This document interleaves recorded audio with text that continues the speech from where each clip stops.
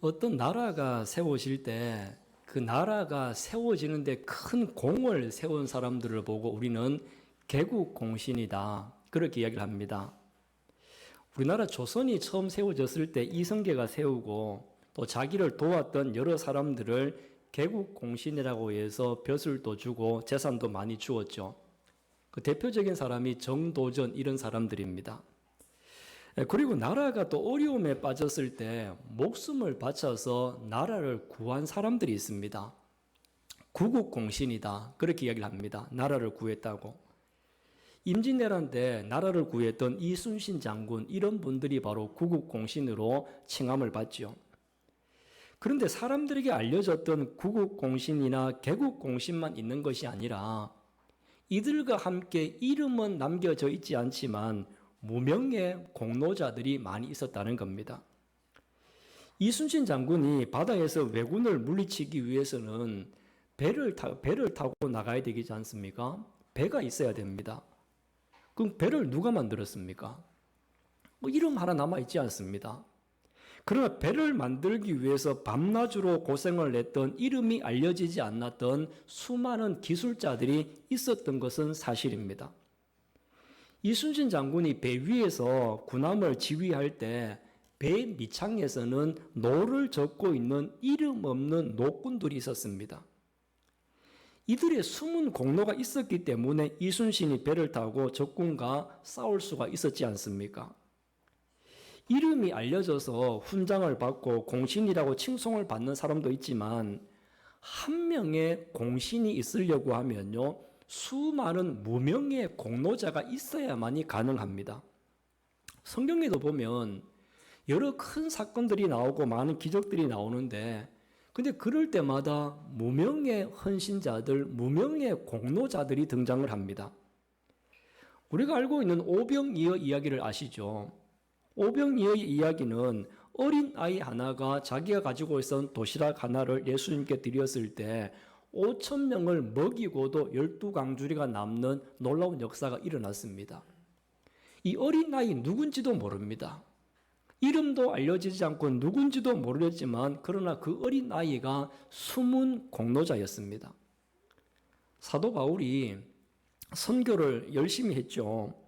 그리고 선교를 도왔던 수많은 공로자들이 있습니다. 대표적인 사람이 브루스길라, 아굴라, 이런 부부들이 있었죠. 이런 사람들처럼 이름이 알려져 있는 사람도 있지만 무명의 헌신자들은 훨씬 더 많았을 겁니다. 예수님께서 십자가를 지시기 위해서 예루살렘에 입성하실 때에도 도왔던 여러 사람들이 있습니다. 이름이 남아있는 사람도 있어요. 이름이 남아있는 사람 같은 경우에는 오늘 우리가 방금 성찬식을 했었는데 최초의 성찬식이 마가의 다락방에서 했지 않습니까? 누구의 다락방이라고요? 마가의 다락방. 그 마가라고 하는 사람의 집에 있는 다락방에서 이렇게 성만찬식을 했기 때문에 마가라고 하는 사람이 공로자였습니다. 자기의 집을 내어드렸지 않습니까?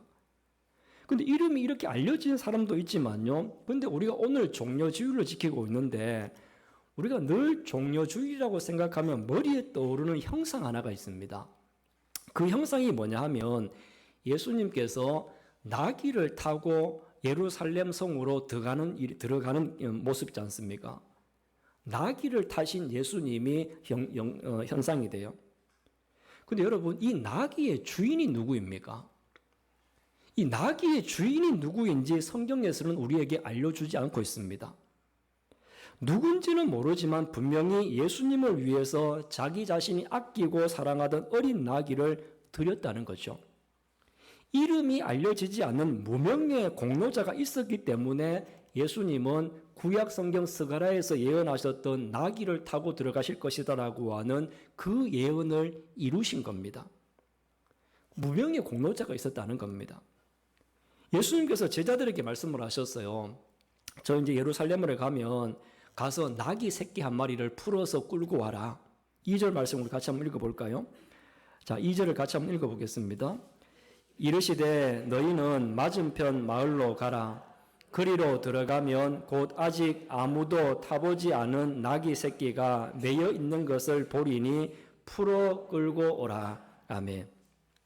예수님이 말씀하시는 것을 보면요, 여러분 굉장히 일방적이지 않습니까? 보통 같으면 어떻게 이야기를 해야 돼요? 저 마을에 가면 낙이 새끼가 있을 텐데 주인한테 가서 정중하게 낙이 새끼 하루만 좀 빌려주십시오. 하루만 사용하고 고스란히 잘 돌려드리겠습니다. 이렇게 부탁하는 게 맞지 않습니까? 근데 예수님은 뭐라고 말씀하세요? 맞은편 동네로 가면 나귀가 있을 거야. 그러면 그냥 풀어서 끌고 와. 주인한테 동의를 구하지도 않고 그냥 풀어서 끌고 와라라고 이야기합니다. 만약에 여러분이 이 나귀 새끼의 주인이라고 하면 여러분의 기분은 어떨까요? 기분 좋겠습니까? 내 물건, 내 소중한 재산을 함부로 끌고 갔습니다. 우리 주차장에다가 차를 세워놨는데 어떤 동네 사람이 차 좀 쓸게 하면서 내 허락도 안 받고 차 끌고 가버렸어요. 그럼 여러분들은 아마도 주인이라고 하면 도둑이라고 신고하지 않겠습니까?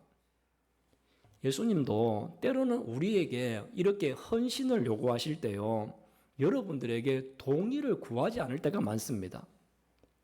이것이 그냥 예수님을 위하는 일이고 예수님의 몸된 교회를 위하는 일이라고 한다면 동의를 구하지 않아도 당연한 것으로 받아들이기를 원하는 것이 주님의 마음인 줄로 믿습니다. 하나님께서 아브라함에게 아들 이삭을 모리아 산에서 바쳐라. 아브라함에게 동의를 구하고 그렇게 하셨습니까? 동의를 구하지 않고 하나님 일방적으로 명령하셨습니다. 동의를 구하지 않는 이 무리한 것 같은데도 나귀 주인은 어떻게 했어요? 이렇게 무리한 행위를 하시는 예수님의 모습 속에서도 이 나귀 주인은 두말하지 않고 이 나귀를 주님을 위해서 드렸습니다. 지금 자기에게 동의를 구하지도 않고 나귀 새끼를 끌고 가는데도 불구하고 주님이 쓰신다라고 하니까 고민하지 않고 예수님을 위해서 내어드렸다는 것입니다. 여러분, 주님을 위한 일이고 교회를 위한 일이라고 한다면 왜 나한테 말도 하지 않고 그렇게 해요? 라고 하기보다는 두말 없이 따라가고 두말 없이 순종하는 여러분들이 되시기를 주님의 이름으로 축원합니다. 자, 성경 다시 한번 보십시오. 마가복음 11장 3절. 자, 11장 3절을 같이 다시 한번 읽어보도록 하겠습니다. 만일 누가 너희에게 왜 이렇게 하느냐 묻거든 주가 쓰시겠다 하라. 그리하면 즉시 이리로 보내리라 하시니. 아멘. 자, 제자들에게 예수님 예루살렘에 가서 매여 있는 나귀 새끼 한 마리를 데리고 와라. 제자들이 가서 데리고 오려고 하죠. 그때 주인이 왜 남의 새끼를 끌고 갔느냐라고 물어보겠죠. 물어봤을 때 예수님이 뭐라고 대답해라 하셨느냐 하면 주가 쓰시겠다. 예수님이 쓰시겠다. 주님이 쓰시겠다. 이 한마디만 해라. 여러 이야기 할 것도 없고 다른 이야기 할 것도 없고 주님이 쓰시겠다고 합니다라고 하는 이 한마디만 하라라고 이야기하지 않습니까? 이 한마디 했을 때 나귀 주인이 어떻게 반응을 합니까? 6절 한번 보세요. 자, 6절을 다시 한번 읽어보도록 하겠습니다. 제자들이 예수께서 이르신 대로 말한데 이에 허락하는지라. 아멘. 자, 이 말 한마디에 나귀 주인은 아무런 갈등도 고민도 없이 두말 없이 주님을 위해서 드렸습니다. 여러분, 우리가 이게 성경으로 읽어서 그렇지 말로는 쉽지 실제로는 이게 쉬운 일이 아니지 않습니까? 우리는 나를 위해서 아니면 내 자식을 위해서 우리 가족을 위해서는 아낌없이 기꺼이 내어놓는 것이 우리들입니다. 그런데 주님이 쓰시겠다. 주가 쓰시겠다라고 하면 그때부터 우리가 갈등하고 고민하고 핑계거리를 찾고 그럴 때가 얼마나 많았습니까? 우리는 주님이 내게 동의도 구하지 않았다고 해서 내가 내키지 않는 일을 하려고 하면요. 그때부터 많은 사람들이 합리적인 핑계를 찾으려고 애를 많이 씁니다. 그런데 이 무명의 공로자, 이름도 남겨지지 않았던 이 무명의 공로자는요. 고민도 하지 않고 두말하지 않았습니다. 주가 쓰시겠다고 하시니까 주님 필요하시면 마음껏 쓰십시오. 주님이 필요하시면 마음껏 쓰십시오라고 하면서 나귀 새끼를 내어드리지 않았습니까? 사랑하는 성도 여러분, 오늘이 종려주일이고 내일부터 다음 한 주간 동안 고난주간입니다. 고난주간에 우리는 늘 하는 것처럼 한 주간 동안 고난주간 특별 새벽 기도를 합니다. 우리는 또 많이 하지 않고 그냥 화요일부터 금요일까지 4번만 하는데요. 예수님이 우리에게 이렇게 말씀하십니다. 이번 한 주간 새벽 시간은 내가 좀 사용해야 되겠다. 여러분의 시간이죠. 여러분에게 하나님께서 주셨던 시간이었지만 주님은 이번 한 주간 새벽 시간만큼은 내가 좀 사용하자. 이렇게 말씀하지 않습니까? 1년 365일 새벽 전부 여러분의 것입니다. 여러분 하고 싶은 대로 하시면 됩니다. 그런데 365일 가운데 4번의 새벽은 나를 위해서 좀 사용하면 좋겠다. 주가 좀 쓰시고 싶어 한다. 이렇게 지금 말씀하고 있는 겁니다. 365일 가운데 몇 번요? 4번입니다. 4번. 근데 여러분 어떻게 하지? 고민되시죠? 우리가 365일 가운데 4번 새벽 기도를 갈까 말까 올까 말까 고민되지 않습니까? 근데 낙이 주인을 우리가 한번 생각해 보십시오. 이때 당시 낙이 새끼 한 마리는요, 재산 가치가 엄청났습니다. 그 집안의 큰 재산입니다. 근데 예수님이 내가 가진 것을 내어놓으라고 하실 때 아낌없이 드렸던 낙이 주인이 있었는데, 근데 예수님은 지금 우리들을 보고 우리에게 무슨 돈을 내놔라, 재산을 내놓으라 이렇게 말씀하지 않습니다. 1년 365일 가운데 단 4일만을, 그것도 새벽 시간 한두 시간만 나를 위해서 사용하기를 주님이 원하신다는 겁니다. 예수님께서 마가의 다락방에서 성만찬을 마치시고 감난산에 가셔서 기도하러 가지 않습니까? 감난산으로 제자들과 함께 기도하러 가죠. 이곳에 예수님이 가시면서 제자들에게 그렇게 이야기합니다. 함께 기도하자. 그리고 깨어서 나와 함께 기도하자. 이렇게 말씀을 하셨어요. 근데 예수님께서 열심히 피가 흐를 정도로 열심히 간절히 기도하고 와서 보니까 제자들은 뭐 하고 있었습니까? 다들 자고 있었습니다. 예수님은 간절한 마음으로 피가 땀이 되어 흐를 정도로 기도하고 있는데 제자들은 잠을 자고 있었거든요. 그런 모습을 예수님이 보시면서 제자들에게 뭐라고 하셨느냐 하면, 그래, 피곤하니까 그냥 자라. 이렇게 말씀하시지 않으시고 제자들을 향해서 한시라도 나와 함께 깨어 기도할 수 없느냐?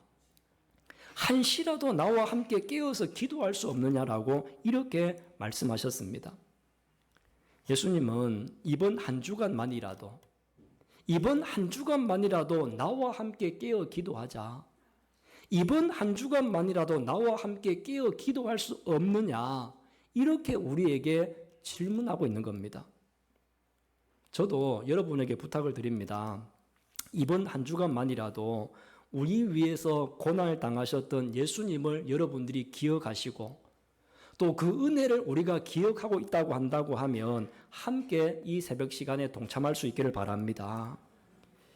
우리 지금은 우리 기독교 절기 가운데 가장 중요한 절기, 의미 있는 절기라고 하는 지금 사순절, 오늘 종려주일, 이번 주간 고난주간, 다음 주일 부활주일, 우리 기독교의 가운데서는 가장 의미 있는 절기를 지금 보내고 있지 않습니까?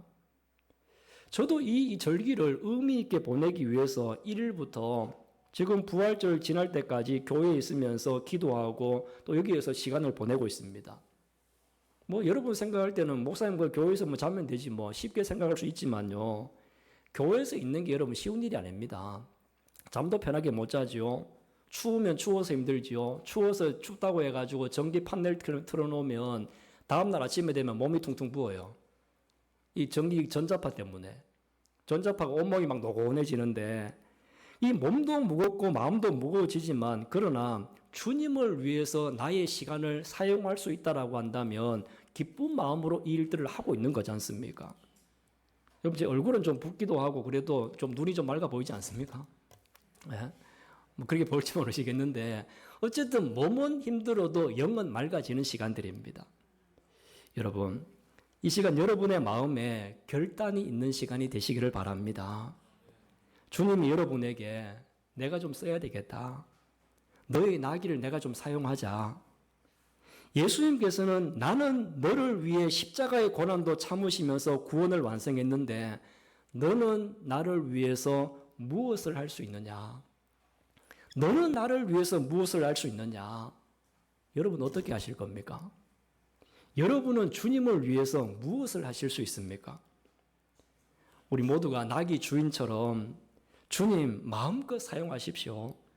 이렇게 말할 수 있는 여러분들이 되시기를 간절히 바랍니다. 나귀를 예수님께 드렸던 주인은 이 세상에는 무명자였습니다. 이름도 남아있지 않습니다. 그러나 분명한 것은 이 세상에서는 무명자였지만 천국에서는 유명한 사람이 되어진 줄로 믿습니다.